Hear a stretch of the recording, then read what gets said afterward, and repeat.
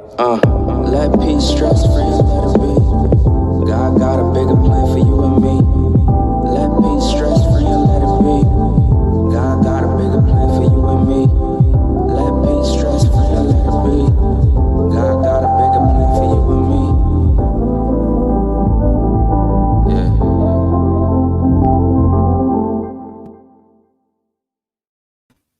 Hi, everyone, and let's see. I love that opening song. It says, let peace stress-free, let it be. God has a bigger plan for you and me. Well, welcome to another episode of High Conscious Conversations with Rev Skip. And you know who I am. I am Rev Skip Jennings, and I welcome you with an open heart. This is the live webcast that will be available in an audio form in a podcast available on iTunes and Spotify within a month. So I am grateful that you said yes, you're joining me for another episode, and we are on the way to transformation. Well, we always like to start off with our quotable ponder, and here it is today. Well, it is our gratitude week, but I call it a life of gratitude. It's not just a week or a day because tomorrow's Thanksgiving. It is a lifetime of gratitude. And our quotable ponder comes from Meister Eckhart, and he a mystic, spiritual teacher from the 14th century. Just amazing writing. If you can ever find it, it's just beautiful. I'll put it into program notes.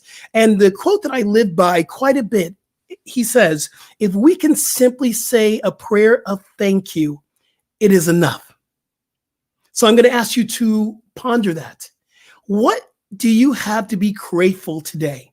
And we have so much. And if you're saying, I don't have anything to be grateful for, well, then we can talk afterwards offline, and I'll give you a couple of my things. And I tell you right now, I'm grateful for this opportunity to do this podcast. I'm grateful for the life. I'm grateful for the home. I live here with my best friend in Culver City, Bill Robertson, who's online right now. I'm grateful for life. I'm grateful for the Agape International Spiritual Center, where I am a practitioner and a minister.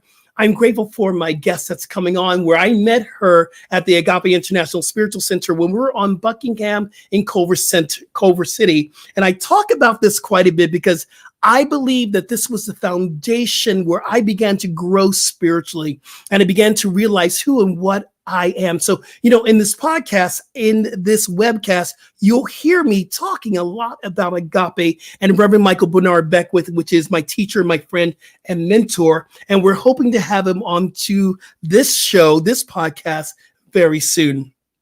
So let's get into it. I'm going to talk about Akuyoe Graham. I'm not going to say a lot because I want us to have a conversation about the great work that she's doing. But one of the things I love about Akuyoe is her accent.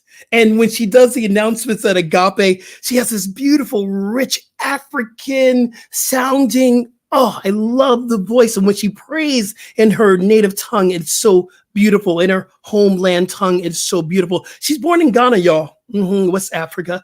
And I recently did my ancestral, and I'm from Nigeria. I know that might be close to Ghana. I'm not sure because I need to go to the motherland. Haven't been yet, but I'm from Nigeria. I found out my roots, but that is in West Africa.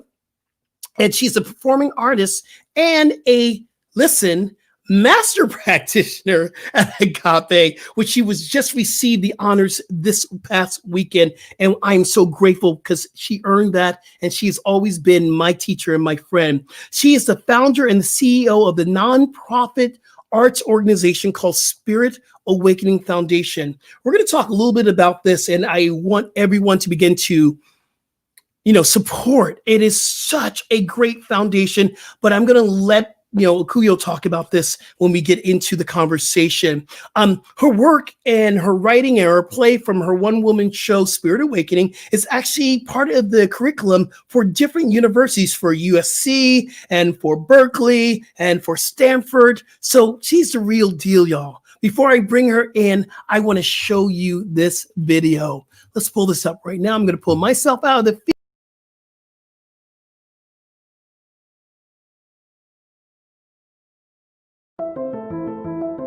We are recording some public service announcements. This is for the anti-bullying campaign, which takes place at Los Padrinos Juvenile Hall every year in the month of October. Bullying. How do I even begin? I witnessed it, and I was a bully. This began 3 years ago, and in that first year, probation did an evaluation of the entire campaign and noted that violent incidents and disruptions had decreased by 75%. Bullying isn't something you should be proud of. It doesn't make you tougher. If anything, it makes you a coward. It just builds up hate. At the end of the day, you're only hurting yourself.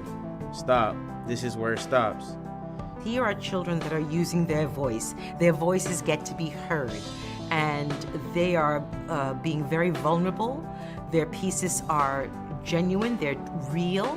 You know, they're not just sugarcoating or writing what they think the adults want to hear. To the parents of children that usually don't speak up to you about their feelings and opinions, they might be on a road to getting bullied and may already have low self-esteem. I am not a piece of meat to be used and abused. I am not a piece of trash to be thrown away. I'm a beautiful young woman with a bigger heart than the eye can see. Many of them had never written before and had never expressed what they're expressing to anyone before. Yeah, it was kind of hard for me, but I mean, like, once I put like my mind to it, I was like, man, I could understand what other people been through.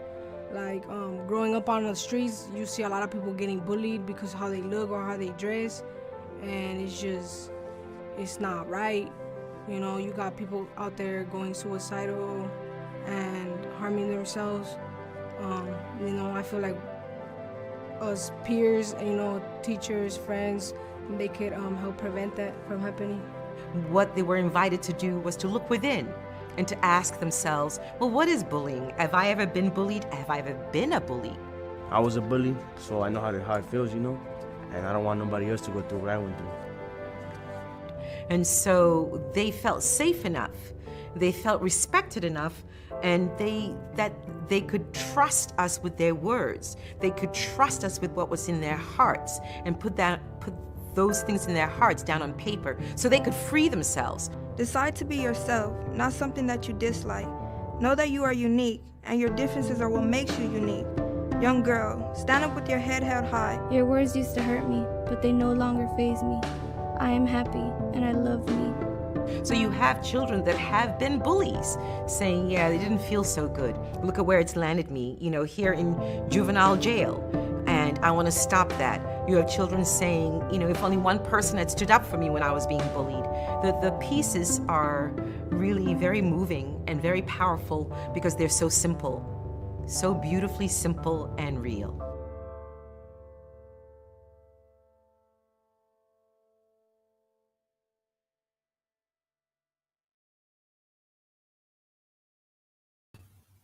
Wow. Brings me to tears. It just does every time. Hey, everyone. Help me welcome Akuyoe Graham into the show. Hello. Hello, Reverend Skip. How Hello. wonderful to be with you. Thank you so much. Thank you for being a part of this experience and having a high conscious conversation with me. I'm choked up right now because I was bullied all my life as a child. I grew up, it was an everyday thing. It was in my Black community, it was in the white community, it was in high school. I just lived it. So I want to thank you for doing the work you do. Thank you. It's my honor and my privilege. And Wow, I'm taking a moment here. I'm gonna let's bring it back in. Well, God bless you for doing the work you do, Reverend Skip. Thank you. That you've been able to transform all those experiences. And like an alchemist, you've taken the leaden experiences and turned them into gold. So thank you for that. I receive that. And one of the reasons why I wanted to do this show, I wanted to do this podcast so I can introduce people to the greatness of my teachers, my friends that we experience at Agape International Spiritual Center every week, sometimes on a daily basis. It's magic. And I want people to understand this space that we get to play in. And we've been playing in for a long time. And I have your bio right here, but who are you? Who are you? Well, as you said, I am first and foremost a child of the Most High God. Yes. And I am a performing artist and writer and teacher. Over 25 years ago, I wrote a one-woman play called Spirit Awakening. And I wrote that piece because I needed to really discover my voice, what I call the authentic voice. Yes. And so simultaneously, I was at Agape, which is my spiritual home. Mm-hmm. I was born in Ghana, West Africa, and then received some of my primary education in London, England. Now, in all the travels that I did, I was raised by a single mother, my beloved mother, Gladys Lamiko Boy. I have an Aunt Gladys. I have an Aunt Gladys. I think we all have an Aunt Gladys. So my beautiful mother raised me in London, in New York, in Los Angeles. And, as a child leaving Africa, going to Europe, it was a very difficult transition. And so with all the traveling that we did when I was a child, I realized that I had tried to make myself in the image of what I thought I needed to be. So I discarded what I felt, or I put to the side my authenticity, particularly anything African. When I was growing up, and I'm going to age myself here, there was a TV show called Tarzan that was on the show. Oh, I hated that show because the way it depicted Africans, right. And having come from Ghana, I would look at that TV show, Reverend Skip, and go, that's not who we are. That's not me. It was just so, I felt really demeaning. You had this European man, swinging from tree to tree, telling the native Africans, how to live, not to be afraid. I'm like, really? you know? And so as a child, seeing those images, it was a very, demeaning. It just didn't do a lot for my self-esteem. And so I tried to remake myself and to get as far away from anything African that I could. So in play, I have a line where I say, I spoke the English better than the British, because I had to. It was a matter of survival, And so when I wrote Spirit Awakening, it was time for me to unmask the authentic voice, to make peace with myself and with all the worlds that I had grown up in, and to make peace. And this is where Agape comes in. It's interesting, Reverend Skip. I wrote the piece before coming to Agape. However, Agape allowed me to understand what I had written. Okay? I mean, this is real stuff here. I wrote it. My last line of Spirit Awakening is I am.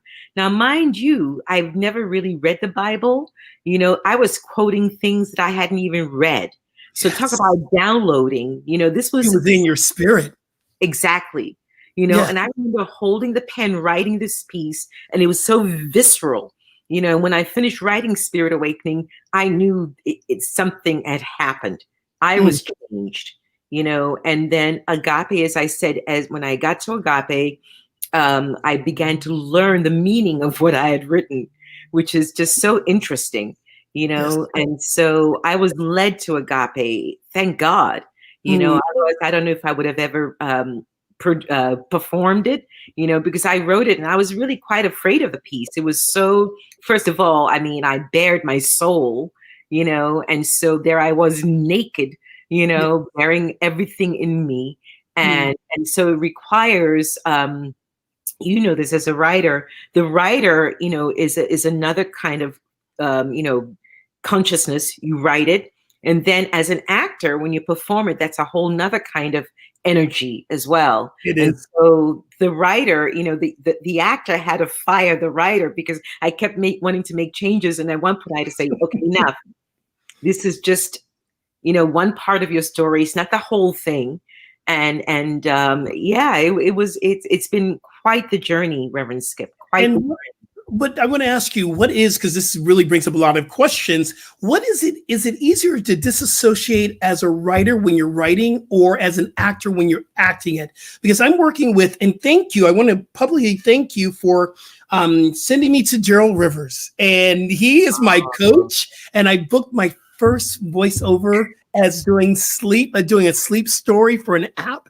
I booked it, and Gerald's helped me through it. But I got to tell you, I'm always in my head when I'm reading, though. And Gerald's really teaching me how to not to be in the words, be in the energy, in the space. So That's for right. you as a writer or an actor, I know it's two different processes, but the disassociation when you're performing it from what you've written, how's that process for you? Oh, that's a great question.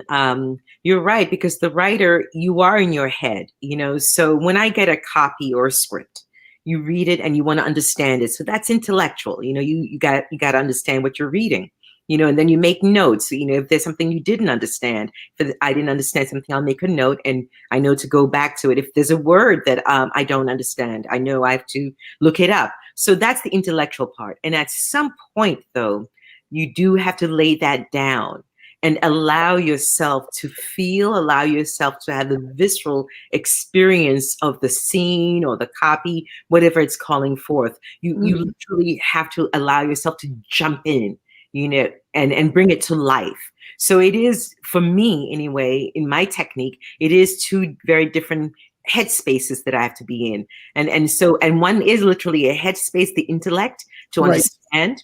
And then the other is more of the visceral and the whole, it includes the headspace too. However, it also includes just sort of the entire body, the emotional body, the physical body, the spiritual body. Yes. You bring the piece to life. And you do have to allow the mind to shut down.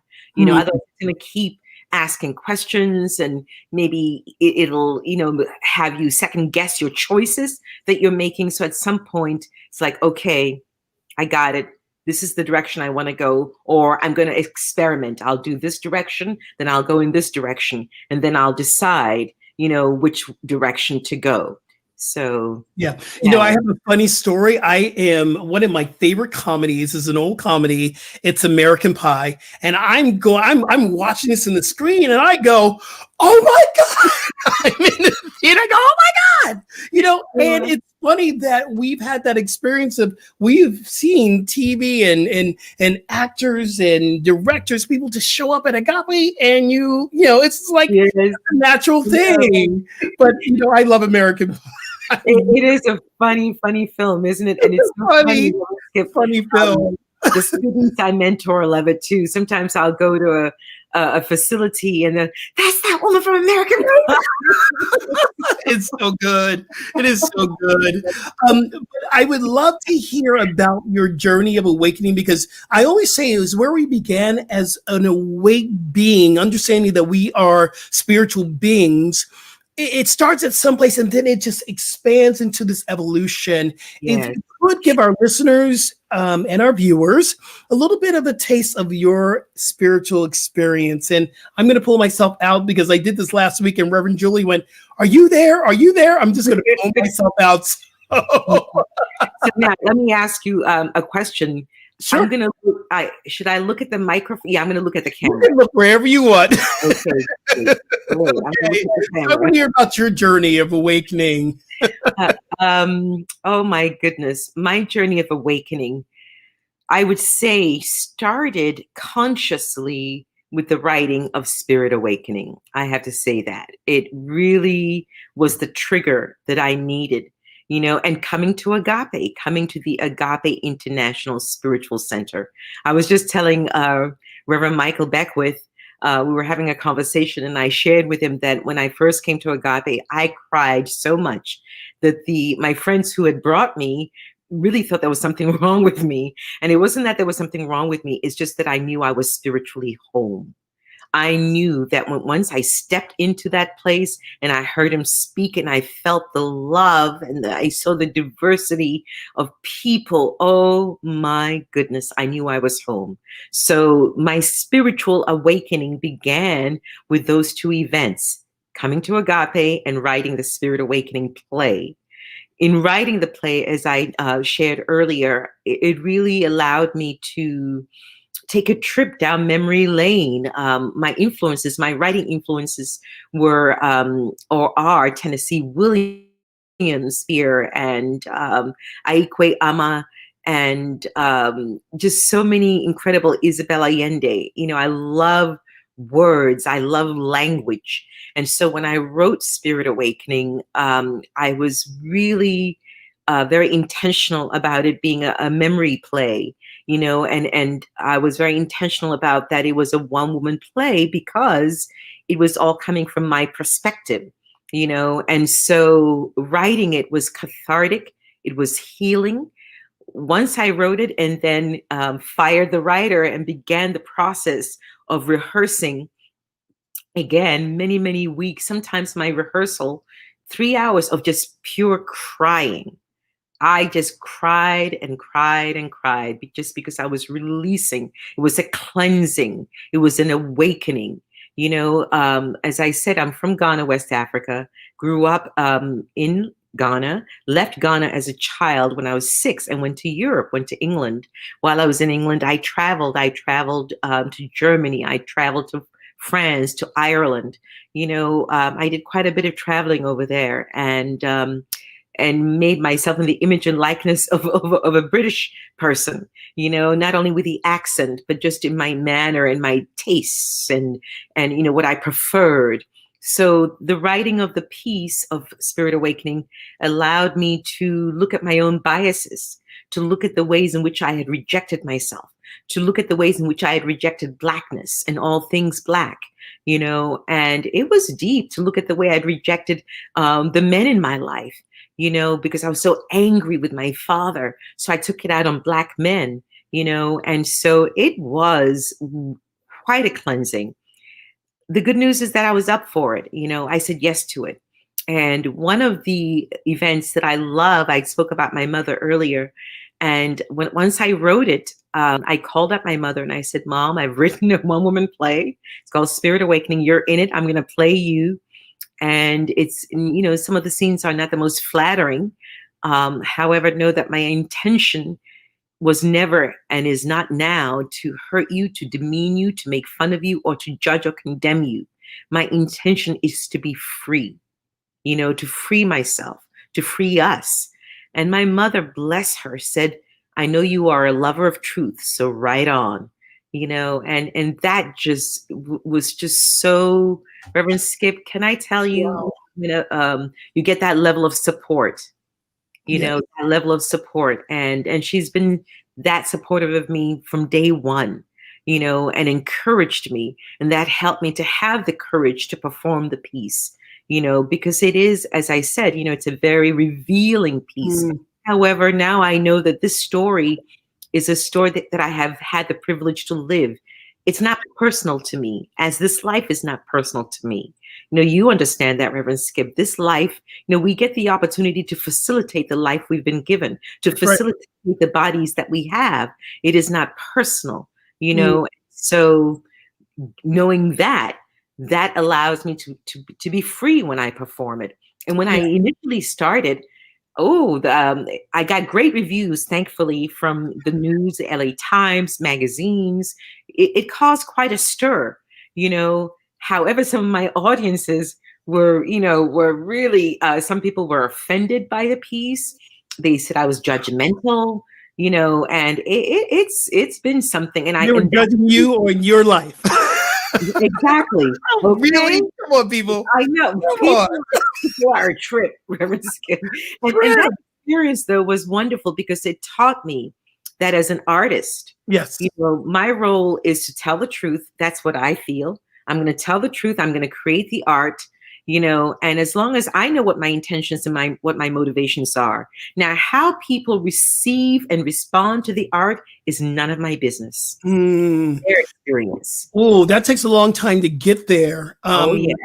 I want to just bring to light, we've had a similar experience because of what and systemic racism has taught how bad, you know, Black people are, Black men. I purposely went into the white crowds to be accepted. So I was being bullied by my Black community. So I was in the arts, I was in the entertainment, I was in the show choir, I was in the drama guild, filled with white people who said, oh, come on, we'll love you, just who you are. But yet there was this hierarchy there. And I want to say that I went away from my Blackness. I was accepted into Wilberforce University, historically Black university. And I said to my mom, no, I'm not going there. Too many Black people. And then I'm watching and reading Ta-Nehisi Coates' Between the Worlds and Me, which is a beautiful piece. And I've been reading the book over and over. It's one of my favorite books. And he explains how the experience of going to Howard University. And then I question myself, did I miss out on something? And then I catch myself, of course I didn't. But I had that same experience of denying my Blackness. How did you bring it back into you? How did you find yourself back into your Blackness? Excellent question, because I believe this is an experience that many of us have had, especially those of us of a certain age, and so for me, again, writing the play was the first step. And then learning the lines and rehearsing. And then I would do things in my home. I would bring out pictures of Black people that I loved and admired, and place that in my home. Because I was conscious that, oh my goodness, and really the rejection wasn't outside of myself. It was really a rejection of myself. Yes. So with that understanding, I began very gently learning how to love myself step by step, and defining beauty on my terms. Again, as a woman, and even for the men, and particularly for women, we are told what beauty is. We are told the standard of beauty that we must apply to.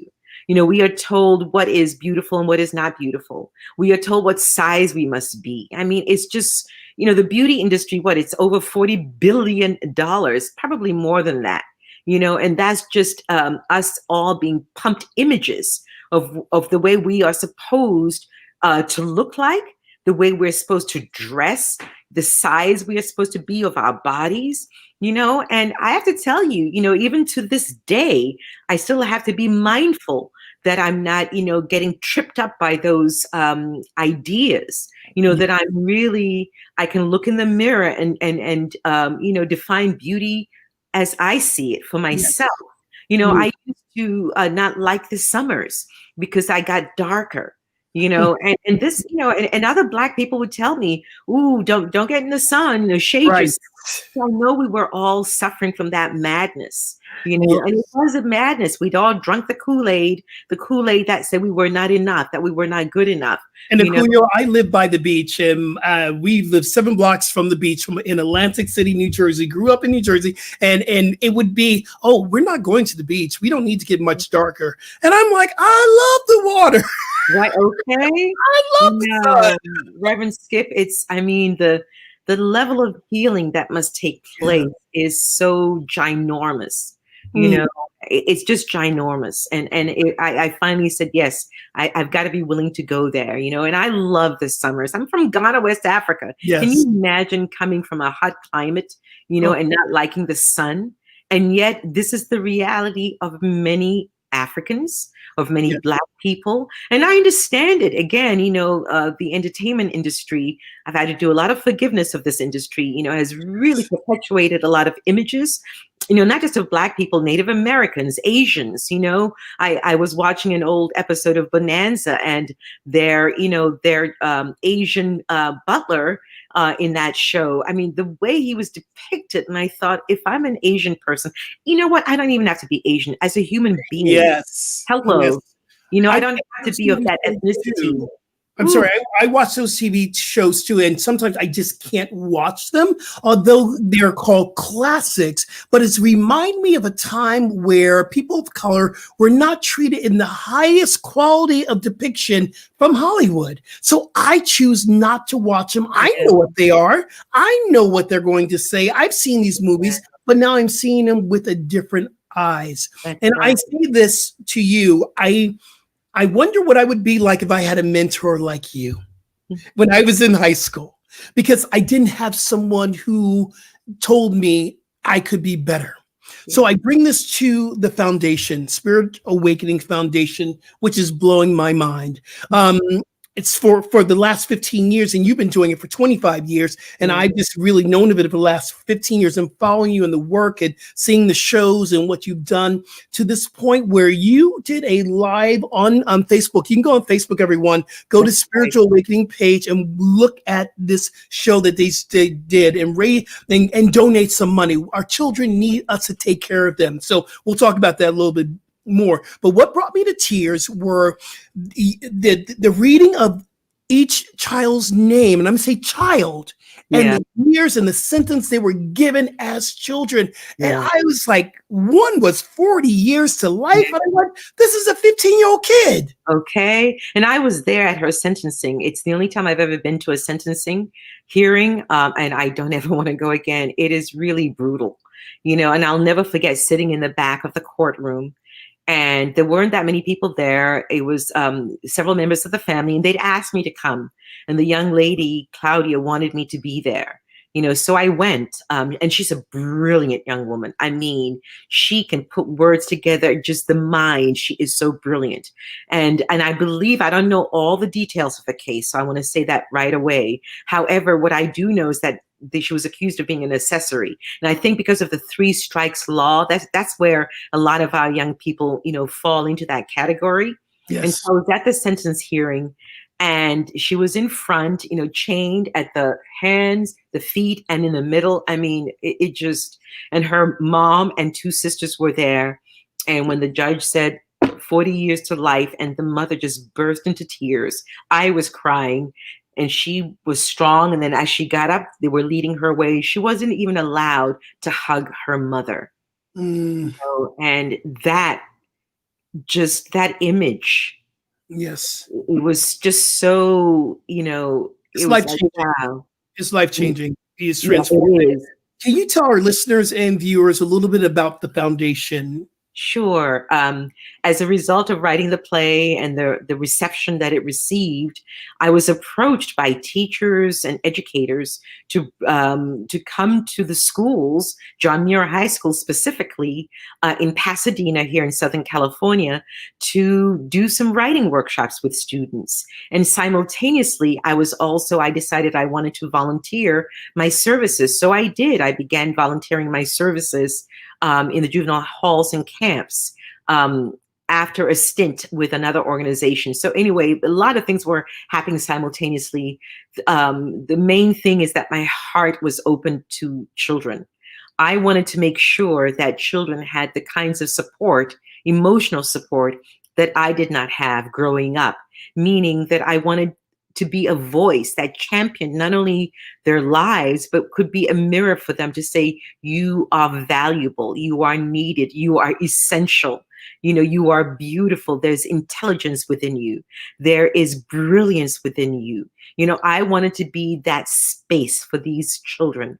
And so I began volunteering my services. I did not know at the time that the juvenile system was as this large labyrinth of, contracts and grants. So for about the first 5 years, I did not have a contract. I did not have a grant. I was going in because I wanted to. I would drive to very far away places, Laverne, Santa Clarita, Sylmar, and just meet with these young people and teach them, the value of their story, the value of who they are. Now, and so that's basically the work of the organization. That's how it started. Fast forward 25 years later, of course, now I have a roster of amazing artists that I work with, that I have taught to teach this program. We have an entire visual arts department that really was founded by Masausu Chiumiya, an incredible visual artist from Zambia. He happens to also be my husband.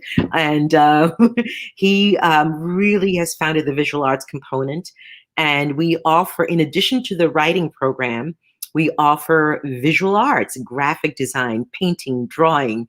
William B.T. Taylor, who's an actor, writer, and jewelry maker, sometimes teaches how to make jewelry. Michael Dyer, who's an extraordinary life coach, is one of our teachers. Reverend Jason Mitchell, who's a photographer. and a writer, also teaches with us. Willard Williams and some of our program graduates. We have Hunter Formica, who's one of our lead teachers now. She came out of the program. I met her when she was 15, and she was detained in Santa Clarita at the Only Girls Camp facility. Erin Wilson works with us. I could name them all, go on and on. Amma, one of our amazing. I love Alma. Yes, Reverend. I just called her Reverend Amma. Oh, She's not well. a Reverend, but Amma. And then I've got to give props to our coup, Georgia Sedlak, who's amazing and brilliant. So we offer writing, many, many arts disciplines as a tool for young people in our programs to begin the journey of self-discovery, to begin the journey of transformation. Yes. Every Monday, I'm online teaching at Central Juvenile Hall, so. And Michael B. Beckwith, he does work with you as well. Yeah, that's right. Michael Beckwith. Hello. And he has been your supporter for so long. So long. I love that about him. I love that about him. That's powerful. That's powerful. As a way of your purpose, and is this your life purpose? And I'm going to ask this, and I think I already know the answer, but I'm going to ask anyway. I know it's all inclusive, the acting and helping others, but which one really fills you up? And it might be both at the same time. And I know you're working on some other things. I know about. I'm not going to say what it is. I'm going to keep that otherwise, but I know you're working on something else. But what really fills you up as your purpose? Oh my goodness, Reverend Skip. It's it all does. And I want to say that by saying, because now, when I'm performing, I choose. I turn down a lot of things. I don't even audition for things. I know I have made some casting people very angry, because who does she think she is? They don't get it, and they don't have to. Right. I know how I am guided, and I know what to listen to. So that's for me to know. And so, the teaching is absolutely fulfilling. It's difficult. There are times when I want to quit. I will not lie, because, you're working with kids many times that are very angry, and they lash out and they take it out on you, and some days I'm just not in the mood. It's like, what? We're just going to call a thing. I am not in the mood for you today. Okay. There is grace over this situation right here, right now. That's right. But you know what? Today's not today, and I'm not the one. Okay. So, I've had to say that. Oh my God, my mama just showed up. Okay. I am not the one today. I am not the one today. I love that. Yes. So it's, I think, with me as a writer and performer, because I've come to the space knowing that, I am. God is my agent, and I can choose what I'm going to give energy to, what I'm going to live with. I'm at choice here. Yes. I know the industry doesn't work that way, doesn't appear to work that way. And that would be the thing I want to say to artists that may be watching us today. You are a choice. Yes. I don't care if you've never worked before. You are a choice. You can choose what to audition for. You can choose what jobs to choose, to work on. You are a choice. So let's get rid of this idea of, anything will do, and I got to get a job. No, you are a choice. Let's make this, the vital, powerful, industry and artistic form that it really can be. Oh my goodness, I'm bringing all that in because Gerald Rivers said that to me. And I was like, Gerald, do you think they'll book? He said, Skip, you are very similar to what you're saying. You are a choice, and you can do this. You have to believe that you can do this. And that's the coaching he gets me to, because, Akuyoe, I never loved my voice. And I started to do guided meditations for Insight Timer, which I'm doing a lot of work with them now. And every time I would be on Insight Timer, they go, oh my goodness, I wish you were doing voiceovers. Have you ever thought in the comments of it? I'm going, well, not really. But actually, what Gerald told me was, you've been doing voiceovers. You've been doing guided meditations. You've been doing this. And when I realized that I was worthy of doing the work that I've always wanted to do, I went to NYU Film School, graduated from NYU Film School, and I didn't think I was good enough to make it in Hollywood. but I'm approaching it in a different way now. I'm a choice. I'm a That's choice. right. You're a choice. That's right. That's right. I think this business beats on us so much, or we allow it to, and it just takes flipping the script. Yes. Flipping the script. Do not compare to anyone. We all have our unique paths, that God in her infinite wisdom, if truly we are made in the image and likeness of God, then honey, oh my goodness, just that alone, just sit with that and then move from that space, so because of that, I bless the casting directors that are upset with me for turning down auditions or roles. I bless them. They don't have to get it. Yes. It's not their life. It's my life. My life. Well, that's so beautiful. Thank you for sharing that. And I think you've already have done the yes moment. We like to end our podcast webcast with something I call the yes moment. And yes, I created the acronym. It stands for You Expressing Spirit. If you could leave a little nugget for our listeners, for me, You Expressing Spirit means what as you, and you just express. Great. I'm going to go ahead and express something. I'm going to share something. Yes. Drums in my heart, drums in my soul, beating, beating. Feel the seductive rhythms pulsating through my veins. I am an ancient warrior, head held high, feet set firmly in the ground, tall spine, no need for fighting or bloodshed. Centered in myself, a look, a word, a sigh, or a dazzling smile brings peace. Inner truth slays all injustice. Compassion cradles and uplifts my soul. Color me African. I am an ancient warrior come at last. Being. Just being. So that's what I want to leave with you. What? If my microphone wasn't so expensive, I would drop it. I paid too much for this microphone. Okay. That was a spiritual mic drop. Wow. That was fire. Oh, thank you. Thank you for this conversation. You have inspired.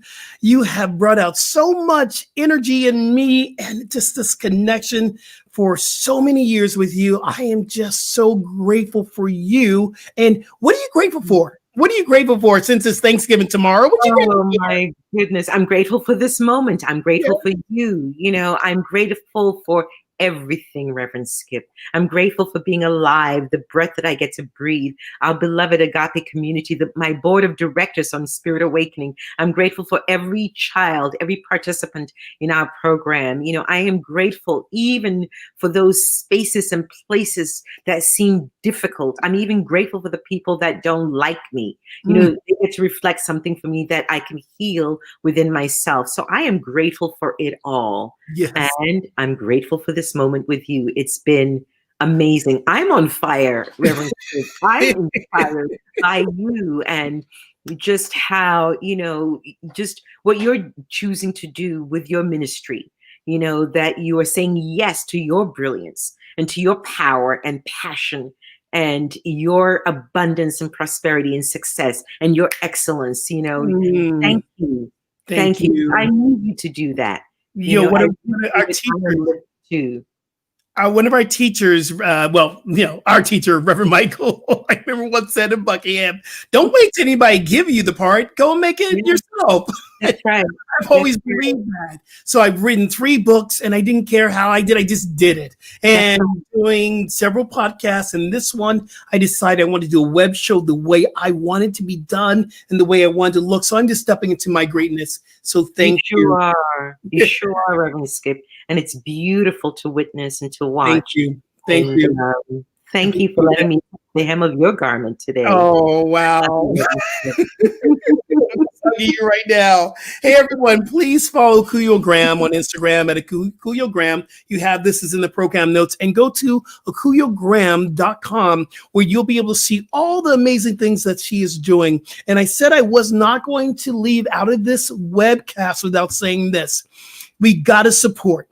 We have to step up to support our children because it's so important this time. They are creating the next wave of evolution for our existence as humanity. So we who can support. This is the time that we step up to the plate. And I did this on the night of it. I was like, I gave $100 on one credit card, and then I was blown away. I'm going, okay, let me pull out the American Express. I gotta give him another $100.